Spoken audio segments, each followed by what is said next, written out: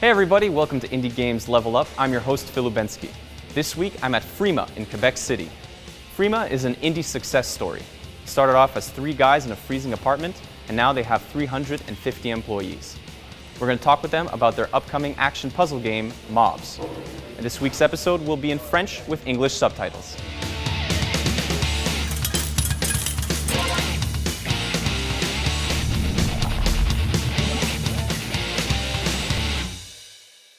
Mobs is an action puzzle game for mobile.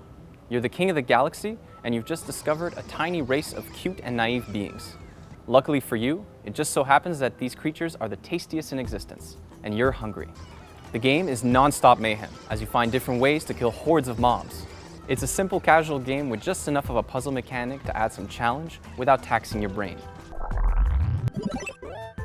Salut tout le monde, je suis accompagné ici du producteur exécutif du jeu de Mobs, Félix Larivière. Félix, merci de me recevoir. Salut. Qu'est-ce qui a été l'étincelle pour le jeu de Mobs?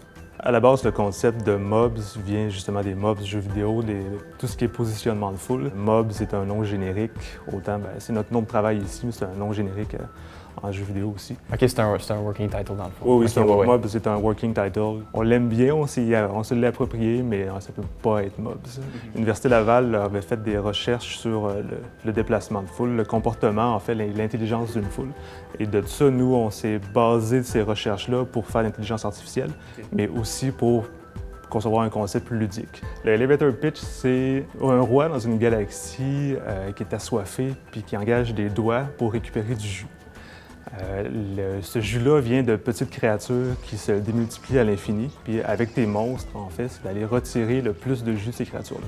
Si avec ton doigt, tu écrases quelqu'un dans une foule, des petites bébites, bien, comment ils réagissent, comment on peut en faire un jeu autour de ça. C'est que la foule, quand tu appuies à une place, ils considèrent ton doigt.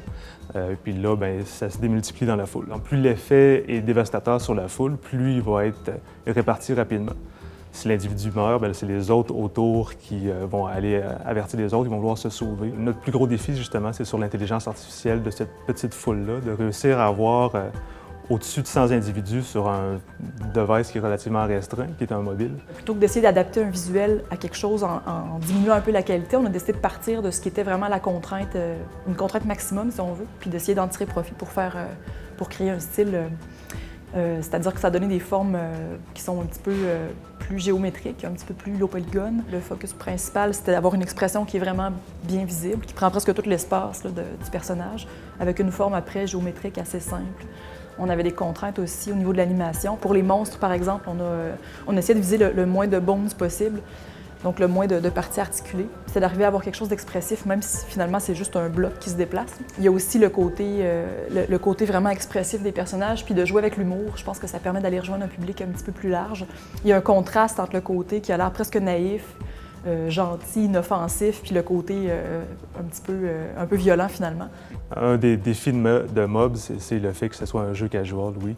Donc le niveau de difficulté doit considérer autant la madame qui va essayer ce jeu-là parce qu'elle trouve que les petites bébites sont cute, que le joueur plus hardcore qui, lui, va trouver en fait le potentiel du jeu plus à long terme. À la conception de Mobs, on considérait le joueur toujours en train de jouer à des moments inopportuns.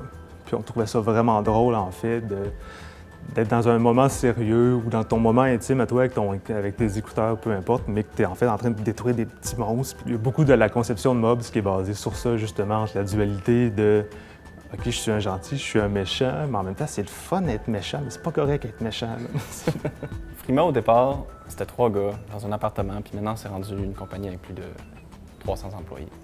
En tant que membre de cette grande équipe, est-ce que tu peux toujours dire que Frima, c'est une compagnie de jeux vidéo indépendante? Oui, quand même. Frima est un gros studio, mais à la base, c'était indépendant avec les 3 gars qui travaillaient dans une place où il faisait froid. D'où Frima. Chez Frima, on n'est pas une entreprise qui va toutes dans la même direction. On est plein de petits départements, en fait, qui sont comme conjoints les uns les autres. Là.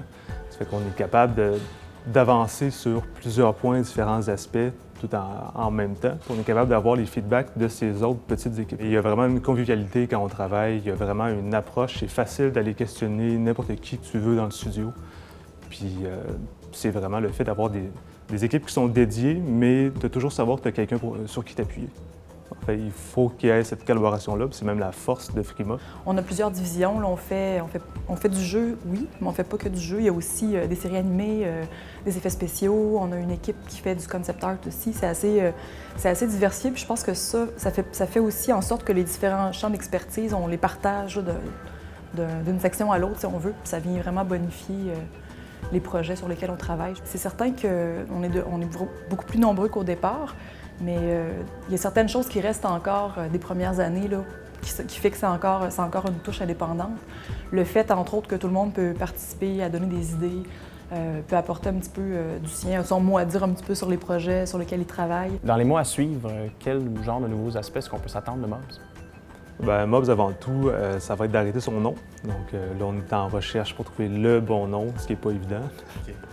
Et après ça, bien, ça va être la sortie du jeu principalement pour les Android, autant tablette que mobile. Félix, merci beaucoup pour l'entrevue. Ça fait plaisir, Phil. Pour en savoir plus sur le jeu, visitez www.frimastudio.com. Indie Games Level Up is produced by Handmade.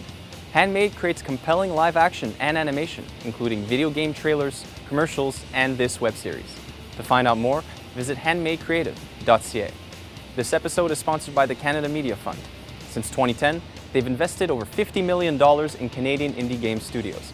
The Canada Media Fund is proud to help indie games level up, explore innovation and creativity in indie games.